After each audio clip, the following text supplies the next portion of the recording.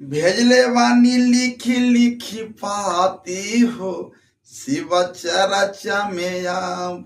भेजले वानी लिखी लिखी पाती हो शिव चरचा में आम। चरचा में आब शिव चरचा में आब। चर्चा में आब शिव चर्चा में आब। अरे आई कर डमरू बजावा हो शिव चरचा में आम। आई कर डमरू बजावा हो भोला चरचा में आम। गैया के गोबरा से अगना निपवाली सुन के चकियावा पर असना लगावाली। गैया के गोबरा से अगना निपवाली सुन के चकियावा पर असना लगावाली। अरे आई के बैठय सनिया हो। अरे आई के बैठय सनिया हो शिव चरचा में आवा। आई के डमरू बजावा हो भोला चर्चा में आव।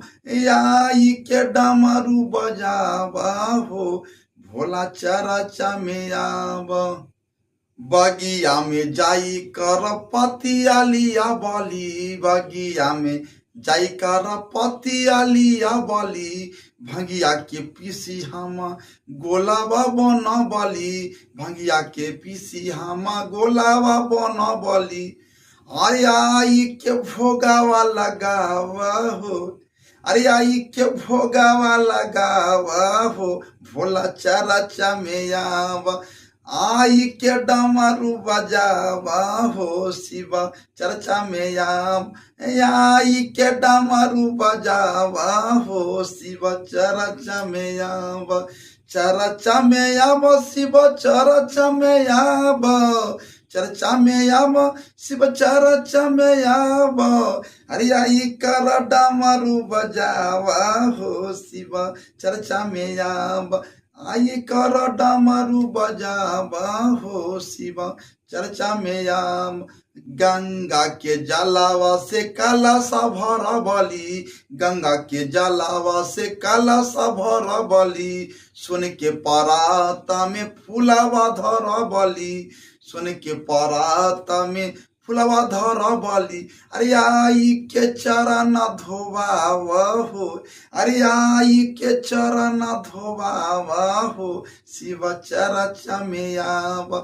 आई के डमरू बजावा हो भोला चरचा में आई के डमरू बजावा हो भोला चरचा में आव। अपने त अहा गौरा मैया जी के लइहा। अपने त अहा गौरा मैया जी के लइहा। गोदिया में काती गणपति जी के लइहा। गोदिया में काती गणपति जी के लइहा। अरे ननदी के करी के सवरिया हो। अरे बाबा ननदी के करी के सवरिया हो भोला चर्चा में जाइहा।